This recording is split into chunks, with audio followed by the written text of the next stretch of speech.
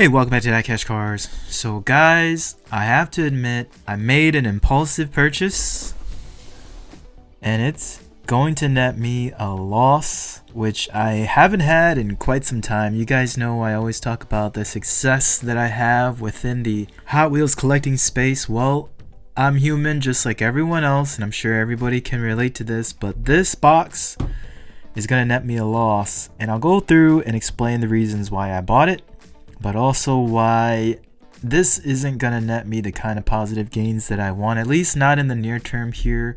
But I think there is still some hope. I think we can salvage the situation and turn this into a positive, although it might take some time.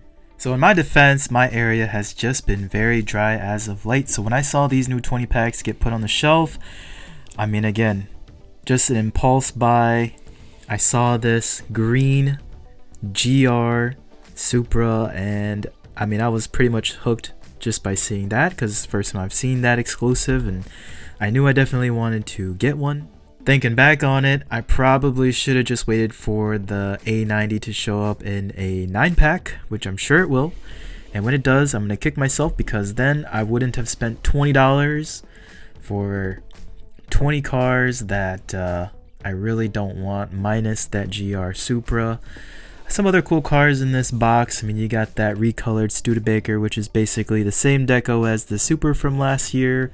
You got this turquoise GMC Syclone. You got the Aventador J. And then you got the primary exclusive cars out of the set. I'm not sure what this purple car is. Kind of looks like a S2000 from the side profile, but I know it's not. And then you got the original cast of the Honda CRX in blue. So let's get this open, take a better look, and I'll go through these cars in a little bit more detail. So let's get this big boy open. And one thing I will note with 20 packs is that when you take them out, if you want the cars to remain in their individual slots, you're gonna have to lean forward, because this is kind of a reverse blister here. So just like so, and there you go, voila, all cars still in their individual slots. And I may or may not have done this a couple of times. Took a couple of takes to get that right, but I won't bore you guys with the details on the fantasy cast. Let's just jump right into the main course here, starting with that DieCash green A90, the GR Toyota Supra.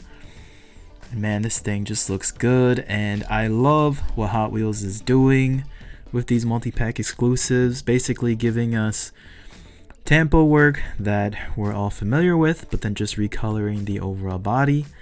So it's just a nice addition, because this really does match the GR Supra that was released last year. So this was the second year release. The first year release was also Gretty livery, but I think it also showed Pandem on the side profile. So this one, you can see really just highlighting that Gretty logo there. The other reason I really like this green multi-pack exclusive is that it goes with some of the other JDM casts that we've seen release in green as a multi-pack exclusive, like this Acura NSX that you guys saw me open from a 9-pack a couple of months ago.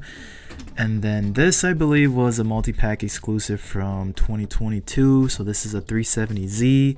Again, all varying shades of green, but when they all come together, they look pretty good. So this GR Supra right now, secondary market is sitting around that $5 to $10 mark. So we'll call it about $8 right now, which isn't huge, but it's pretty significant for being a loose car, being a multi-pack exclusive. It's not necessarily rare, because 20 packs are, for the most part, just sitting on the shelf. So I'm sure everybody will have an opportunity to pick up one of these if they wanted one. Then you got this turquoise GMC Syclone, and it does look really good. I like the fact that, again, it's a familiar tempo work, the first edition in black with just the little rocker panel stripe with the Syclone logo right there by the door.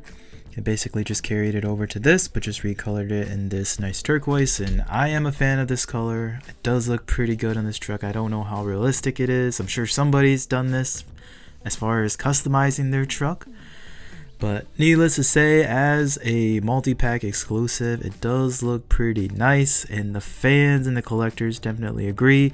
Secondary market price, it does pretty much match the GR Supra at about $8 a piece right now. Then jumping over to the main exclusive car, you got this blue Honda CRX. This is the original Hot Wheels cast with the extra modifications, the wide body flare, the giant hood inlet there, and I believe the engine, if you can see, is actually in the rear as well too. So basically a mid-engine, highly modified Honda CRX.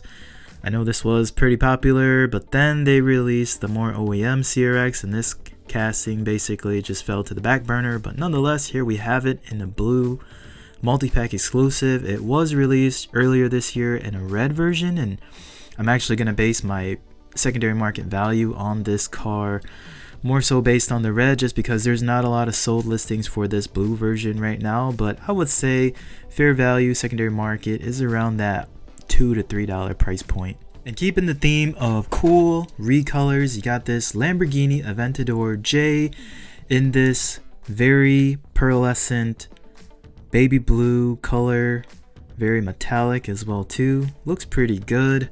And this car is basically slated for multi-pack exclusives, because the only other one that I have in my collection is a yellow multi-pack exclusive. Pretty much the same. The front stripe there on the hood does look a little bit different, but still cool. We'll definitely be able to add this to the Lamborghini collection. Secondary market value on this Lambo, again, it's not the most sought after Lamborghini cast out there.